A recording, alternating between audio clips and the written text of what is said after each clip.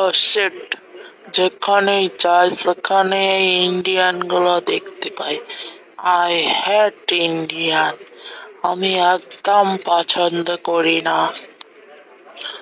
I hate Indian skin colour, ওদের গায়ের রং আমার একদম পছন্দ না। এটাকে একটু ইনসাল্ট করা যাক। ওয়েটার, এখানে যতজন আছে সবাইকে আমার তরফ থেকে ড্রিঙ্ক ফ্রি।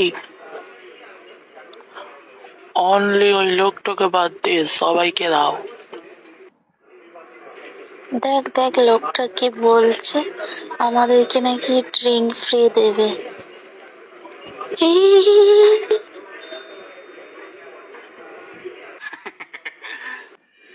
ইন্ডিয়ান লোকটার এত বড় সাহস, এত অপমান করার পরেও হাসছে।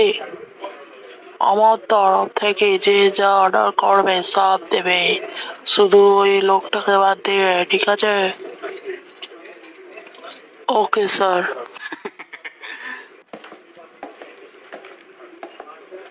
আপনাকে অনেক অনেক ধন্যবাদ। আজ তাহলে আসি, আবার পরে দেখা হবে, বাই। আমাকে একটা কথা বলো, এই লোকটা কি পাগল আছে? আমি ওকে এত অপমান করলাম, অথচ ও আমাকে থ্যাংক ইউ বলছে, হ্যান্ডশেক করছে। না স্যার, উনি হচ্ছেন এই রেস্টুরেন্টের মালিক। আপনি যে খরচাগুলো দিলেন তাতে ওনারই লাভ হলো। What? আপনি ওনাকে অপমান করে যতটা না মজা পেয়েছেন, তার থেকে বেশি আপনার লস হলো। উনি অনেক ফায়দা লুটে নিলেন।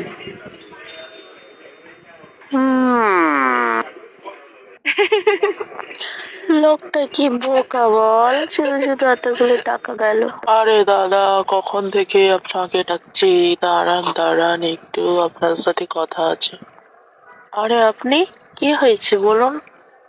আমাকে আপনি ক্ষমা করে দেন, আমি খুব অহংকারী, তাই আজ আমার এই অবস্থা।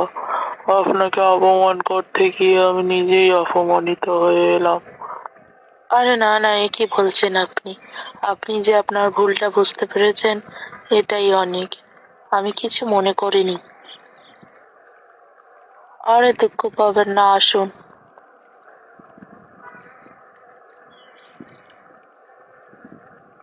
আপনি অনেক ভালো লোক আছেন, আজ থেকে আমরা বন্ধু হতে পারি?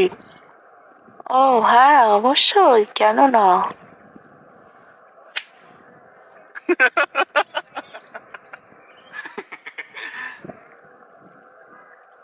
চলুন তাহলে আজ বাড়ি যাওয়া যাক, পরে আবার দেখা হবে। আজকের গল্প থেকে কি শিখলে বন্ধুরা? যে অন্যের ক্ষতি করার চেষ্টায় তার উপকার হয়ে যায় এবং নিজের ক্ষতি হয়, তাই কারোর ক্ষতি করো না।